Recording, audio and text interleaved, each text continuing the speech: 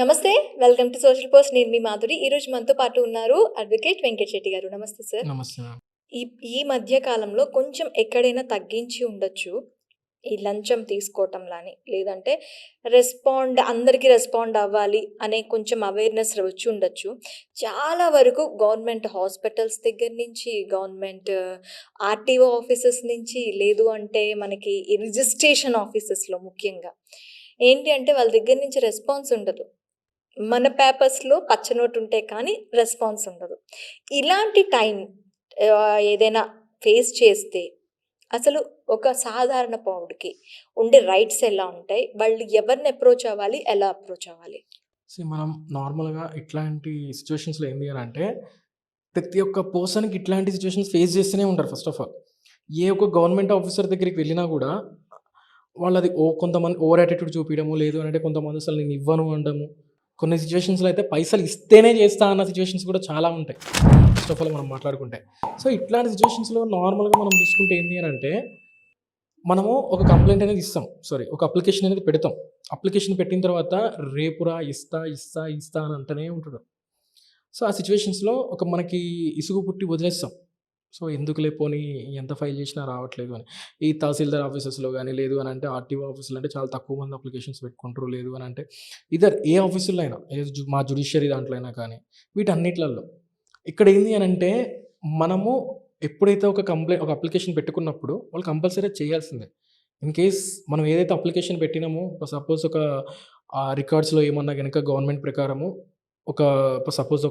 ప్రకారము ఏదైనా ఒక ప్రాజెక్ట్‌లో ఫ్రాడ్‌లెంట్ ట్రాన్సాక్షన్స్ అయినాయి. హ్మ్. ఈ మనీని దుర్వినియోగం చేషిర్రు.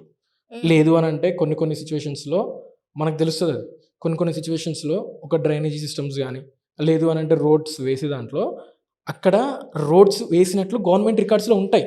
హ్మ్. గవర్నమెంట్ రికార్డ్స్‌లో ఉంటది. కానీ బట్ రోడ్లుండవు. అక్కడ రోడ్లుండవు. హ్మ్. అక్కడ బిల్ శాంక్షన్ అయిపోతది. సో, మనకేదో ఇన్ఫర్మేషన్ ఒస్తది. మనం అప్లికేషన్ పెడతాం. నార్మల్ అప్లికేషన్ పెడతాం. వాడేమనుకుంటాడంటే వీడు నార్మల్ అప్లికేషన్ పెట్టిండు గదా! వీడికి తెలీదులే అని చెప్పేసి పక్కన పడేస్తాడు. లేదు అనంటే మేము ఇయ్యము అట్లా మాయి హ్మ్. ఒప్పుకోరు. లేదంటే పై ఆఫీసర్‌ని అడుగు, వీళ్ళని అడుగు, వాళ్ళని అడుగు అని చెప్తాడు. అట్లాంటి సిట్యుయేషన్స్‌లో ఏంది అంటే ఆర్‌టీఐ యాక్ట్ ప్రకారం మనం ఒక అప్లికేషన్ పెట్టుకుంటే వాళ్ళు కంపల్సరీ తీసి ఇయ్యాల్సిందే. అప్పటికి వితిన్ 15-30 డేస్‌లో తీసి ఇయ్యలేదు అనంటే వాళ్ళ కన్సర్న్ హైయర్ అథారిటీకి ఇంకొక అప్లికేషన్ పెట్టుకోవచ్చు. ఏదైతే ఈ అప్లికేషన్ అటాచ్ చేసి ఇంకో అప్లికేషన్ పెడితే వాళ్ళు కంపల్సరీ అప్పుడు కూడా ఒక 60 డేస్‌లో తీసి ఇయ్యాల్సిందే. అప్పటికి ఇయ్యట్లేదంటే కలెక్టర్ ఆఫీస్. సో, ఇట్లా మనం పిటిషన్ పెట్టుకుంటే కంపల్సరీ ఆర్‌టీఐ యాక్ట్ ప్రకారం తర్వాత మనం కేస్ కూడా ఫైల్ చేయొచ్చు. ఏదైతే నేను రిపీటెడ్ టైమ్స్ నేను ఇట్లా ఫైల్ చేసినా కూడా ఆర్‌టీఐ యాక్ట్ ప్రకారం ఇచ్చినా కూడా నాకు ఏదైతే ఆ ఫైల్ నాకు సబ్మిట్ చేయలేదు హ్మ్. అని చెప్పి మనం ఏదైతే ఈ అప్లికేషన్ చూపిచ్చేసి మనం లోక్యుక్తాలో కానీ, లేదు అనంటే కన్సర్న్ ఎక్కడైనా గానీ కంప్లెయింట్ అనేది రైజ్ చేసుకోవచ్చు. Case okay. అనేది ఫైల్ చేసుకోవచ్చు. ఫైల్ చేసుకొని మనకెక్కడైతే అన్యాయం జరుగుతుందో దాన్ని మనం క్వెషన్ రైజ్ చేయొచ్చు. హ్మ్. అండ్ అగైన్ మనకి ఏదైతే కొన్ని సిట్యుయేషన్స్‌లో పాస్ పుస్తకాలని చెప్పేసి ఇవన్నీ ఇవ్వరనమాట. అట్లాంటి సిట్యుయేషన్స్‌లో ఏంది అనంటే అక్కడున్న అటెండర్స్ గానీ, లేదు అనంటే అక్కడున్న ఎంఆర్ఓలు గానీ ఎవరైనా నాకు ఎంత అమౌంట్ ఇస్తేనే చేస్తా, లేకపోతే నేను ఇయ్యను అని చెప్పి అంటూనే ఉంటారు. సో, ఇట్లాంటి సిట్యుయేషన్స్‌లో అయినా గూడా మనము నార్మల్‌గా విజిలెన్స్ ఆఫీసర్‌కి ఫోన్ చేసి సో, డైరెక్ట్‌గా వాళ్ళక్కడికొచ్చినప్పుడు, డైరెక్ట్‌గా వాళ్ళకేదైతే అమౌంట్ ఇస్తూ ఉన్నప్పుడే, వాళ్ళు చాలా సిట్యుయేషన్స్ చూస్తూనే ఉన్నాం. డైరెక్ట్‌గా హ్మ్. అమౌంట్ ఇచ్చినప్పుడే వాళ్ళొచ్చేసి వాళ్ళని తీసుకోవడం జరుగుతూ ఉంది. అవును. సో, అక్కడికక్కడ సస్పెండ్ చేసిన సిట్యుయేషన్స్ కూడా ఉంటాయి. సో, ఇక్కడ మనం అట్లాంటి సిట్యుయేషన్స్‌లో గూడా మనం ఎవిడెన్స్ ఏం గ్యాదర్ చేయాలి అనుకుంటే, నువ్వు ఎట్లాంటి నోట్స్ ఇస్తున్నావు? హ్మ్. 500 నోట్స్ ఇస్తున్నావు. దాని మీద ఉండే సీరీస్ ఏదైతే నంబర్స్ ఉంటాయి గదా! ఆ సీరీస్‌ని నువ్వు నోట్ చేసుకొని వాళ్ళకిచ్చేసి విజిలెన్స్ ఆఫీసర్ వచ్చిండు. నేను ఇట్లా అమౌంట్ అడుగుతున్నాడు సార్ అని చెప్పి వాళ్ళకి చెప్పిన. అక్కడ ఎవిడెన్స్ ఏంది అని అంటే పలానా నంబర్‌లో ఉన్న నోట్స్ నేను ఆయనకి ఇచ్చా రూ. 500 నోట్స్. ఎన్ని ఇచ్చినావు అనేది కూడా ఆడ క్యాలిక్యులేషన్ ఉంటది. ఓకే. సో, కొన్ని సిట్యుయేషన్‌లో వాళ్ళు అవైలబుల్ ఉండరు గదా! ఆ సిట్యుయేషన్‌లో ఇట్లా చేసుకోవచ్చు. కొన్ని సిట్యుయేషన్స్‌లో వాళ్ళు చెప్పంగానే రావడం జరుగుతది కొన్ని సిట్యుయేషన్స్‌లో. కొన్ని సిట్యుయేషన్‌లో కొంచెం ఇప్పుడు డెవలప్ అయిపోయింది కాబట్టి టెక్నాలజీ గూడా పెన్ కెమెరాస్ గాని ఇట్లాంటిది పెట్టేసుకొని లోపలికి వెళ్ళేసి వాళ్ళకిస్తూ కాల్ రికార్డ్ చేయడం లేదు అనంటే వీడియో రికార్డ్ చేయడం లేదు. ఓన్లీ ఆడియో వరకే రికార్డ్ చేయడము. ఇట్లాంటివి చేసి వాళ్ళకి పంపించిన కేసెస్ కూడా చాలా వరకు ఉన్నాయి. బికాజ్ మనం ఇట్లా చేసేసుకొని లాన్ అనేది యూజ్ చేసుకోవచ్చు ఫస్ట్ ఆఫ్ ఆల్. ఏదైతే విజిలెన్స్ డిపార్ట్మెంట్‌కి మనం కంప్లెయింట్ రైజ్ చేసుకోవచ్చు. ఇన్ కేస్ వాళ్ళు గనక మన స్టామినా కంటే ఎక్కువ అమౌంట్ అడుగుతూ ఉంటే. మనం రీసెంట్‌గా చూసినాం. వాడు ఒకతను రూ. 500కి డైలీ లేబర్ అనమాట. తనని ఆల్మోస్ట్ 15,000 ఎంఆర్‌ఓ అడగడం జరిగింది.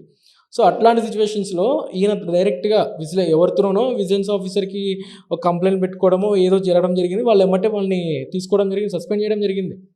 ఓకే. సో వాళ్ళ మీద కేసెస్ కూడా ఫైల్ అయిపోతాయి కంపల్సరీ. అండ్ ఇక్కడ ఏంది అని అంటే వాళ్ళకి కూడా మాక్సిమం ఆఫ్ ద సిచ్యువేషన్ అందరు గవర్నమెంట్ ఆఫీసర్స్ అట్లుండరు కానీ కొంతమంది గవర్నమెంట్ ఆఫీసర్స్ ఏంది అని అంటే అవతల పర్సన్ ఇవ్వలేస్తాడా ఇవ్వలేడా అంటే తన క్యాపబుల్ పర్సనా క్యాపబుల్ లేదా అనేది ఇవన్నీ చూడకుండా వాళ్ళ స్వలాభాల కోసమే అడిగిన సిచ్యువేషన్స్ చాలా ఉన్నాయి. అవును. కొన్ని సిచ్యువేషన్స్లో వాళ్ళు అమౌంట్ ఇచ్చినా కూడా వర్క్ చేయరు. హ్మ్. కొన్ని సిచ్యువేషన్స్లో వాళ్ళు అమౌంట్ ఇచ్చినా వర్క్ చేయరు. అట్లాంటి కేసెస్ కూడా చాలా ఉంటాయి. లోక్ సత్తా కానీ, లోక్ సత్తా. విజిలెన్స్ కానీ అప్రోచ్ అయితే న్యాయం జరుగుతుందంటారు. కంపల్సరీ న్యాయం జరుగుతుంది మ్యామ్. మాక్సిమం సిచ్యువేషన్స్‌లో ఏంది అంటే ఆడిదాకా వెళ్ళదనమాట లోకిక్తా దాకా. ఆర్టీఐ యాక్ట్ ప్రకారం ఒక అప్లికేషన్ పెట్టుకుంటే అక్కడనే డాక్యుమెంట్స్ అనేది తీసేయడం జరుగుతుంది. బికాజ్ ఎందుకు అని అంటే అక్కడ పొల్యూట్ అయింది ఎవరు? అక్కడ ఎవరైతే వెండారో అక్కడున్న నార్మల్ పర్సన్స్. హ్మ్. ఇప్పుడు లోకల్ అక్కడున్న పర్సన్స్ ఎందుకు తీసుకుంటారు గవర్నమెంట్ వాళ్ళు? లోపల పనిచేసే క్లర్క్స్, అటెండర్స్ అయినా గానీ, అక్కడున్న కన్సర్న్ ఆఫీసర్ అయినా గానీ, రిస్క్ నాకెందుకు అని చెప్పేసి ఇచ్చేస్తాడు అప్లికేషన్స్. బికాజ్ ఎందుకు అనంటే ఆ సిచ్యువేషన్‌లో ఆయన ఉండు అనంటే ఎక్స్‌ప్లనేషన్ ఇచ్చుకుంటాడు. అవును. ఆయన వేరే కాడ ట్రాన్స్‌ఫర్ అయిపోయిండు. ఆయనకి లేని నాకెందుకు లేనిపోయింది నాకు చుట్టుకుంటది అని చెప్పేసి ఇవ్వడం జరుగుతూ ఉంది. సో, ఖాళీ ఇది అమౌంట్ అడుగుతున్నారు. డైరెక్ట్ విజిలెన్స్‌కి కాల్ చేయొచ్చు. విజిలెన్స్ ఆఫీసర్‌కి కూడా కంప్లెయింట్ పెట్టొచ్చు. Okay. Okay sir. Thank you. Thank you.